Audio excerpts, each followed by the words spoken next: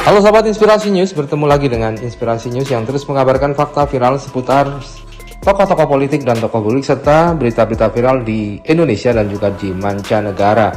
Kali ini masih soal tim Thomas Cup Indonesia yang menjadi juara, tapi bendera Indonesia tidak bisa berkibar karena sanksi dari Badan Anti Doping Dunia. Nah, hal ini membuat para pakar pun bersuara karena Indonesia dianggap rugi besar, tidak bisa menampilkan bendera sang saka merah putih, padahal tim Thomas Cup Indonesia menjadi juara dunia. Roy Suryo sebagai mantan Menpora, Menteri Olahraga, mengatakan dan bersuara serta angkat bicara.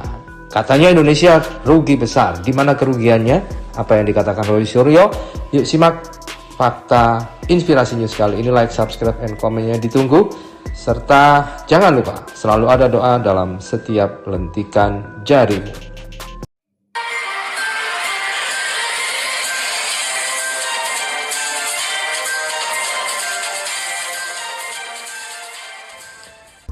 Mantan Menteri Pemuda dan Olahraga Menpora RI Roy Suryo menilai bahwa sanksi yang diberikan Badan Anti Doping Dunia atau WADA kepada Indonesia menjadi kerugian besar. Salah satu kerugiannya adalah terancamnya Indonesia untuk tidak bisa menjadi tuan rumah di ajang olahraga internasional dalam waktu dekat.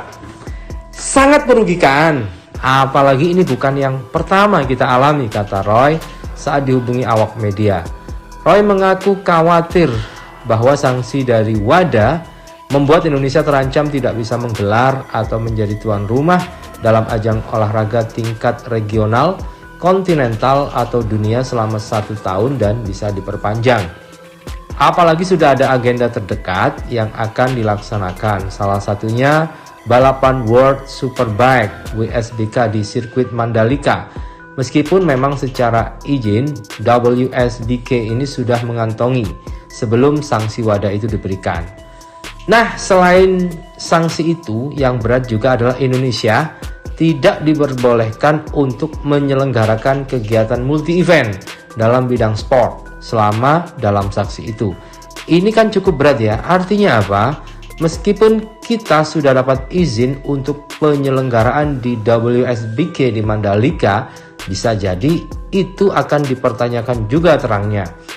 Walaupun kata Roy, izin terkait penyelenggaraan itu sudah dikantongi, tetapi tidak menutup kemungkinan munculnya hal-hal yang di luar keinginan atau perkiraan sebelumnya. Mungkin beberapa negara yang awalnya jadi, kemudian tidak jadi atau batal mengirim atletnya, bisa juga. Itu kan hak dari negara-negara lain untuk kemudian batal mengirim karena Indonesia dianggap tidak patuh kepada keputusan dari WADA, itu ungkapnya. Belum lagi dengan segala implikasi lainnya yang diterima Indonesia. Di antaranya atlet tidak boleh mengibarkan bendera merah putih di ajang olahraga internasional hingga tidak adanya lagu kebangsaan. Ini kan ya artinya sangat-sangat merugikan bagi Indonesia, imbuhnya. Disebutkan Roy, seharusnya Indonesia tidak lagi menganggap enteng atau sepele persoalan tentang doping itu, mengingat kejadian ini bukan yang pertama kali terjadi. Kejadian 2017 yang lalu, kita pernah mengalami peringatan yang sama. Dan kalau sudah diperingatkan, harusnya kita sangat serius. Apalagi yang 2013 lalu kita sudah justru advance, sudah lebih sebenarnya. Justru Indonesia membuat laboratorium anti doping di ITB dan kita malah sudah bekerja sama dengan British Anti Doping, tuturnya. Terlepas dari persoalan itu, Roy menyampaikan bahwa ia bangga dengan prestasi atlet Indonesia, terutama di ajang bulu tangkis setelah berhasil membawa pulang kembali Piala Thomas setelah 19 tahun. Makanya di luar itu ayolah pemerintah harus serius dalam hal ini. Karena ini benar-benar merugikan tidak hanya kepentingan atlet tapi juga penyelenggaraan olahraga di Indonesia. Kita tidak boleh menyelenggarakan event internasional, bahkan atlet-atlet kita yang ke luar negeri tidak boleh membawa bendera nasional dan lagu kebangsaan, pungkasnya. Seperti diketahui, Indonesia berhasil menjadi juara Piala Thomas 2020 setelah mengalahkan China dengan skor 3-0 pada Minggu 17 Oktober 2021 malam. Gelar Piala Thomas itu menjadi yang pertama kalinya sejak 19 tahun lalu Indonesia berhasil menjadi juara. Namun saat seremoni juara, bendera merah putih justru tidak dikibarkan di Kers Arena, Aarhus, Denmark karena pertandingan berlangsung. Sebagai gantinya ada bendera Persatuan Bulu Tangkis Seluruh Indonesia atau PBSI yang ditayangkan di layar. Peristiwa itu terjadi akibat buntut dari sanksi yang diberikan oleh Badan Anti Doping Dunia atau WADA kepada Indonesia. Sanksi itu diberikan karena Indonesia dinilai tidak mematuhi program tes doping plan atau TDP. Bu, Indonesia Raya masih bisa, Bu. Nyanyi semuanya.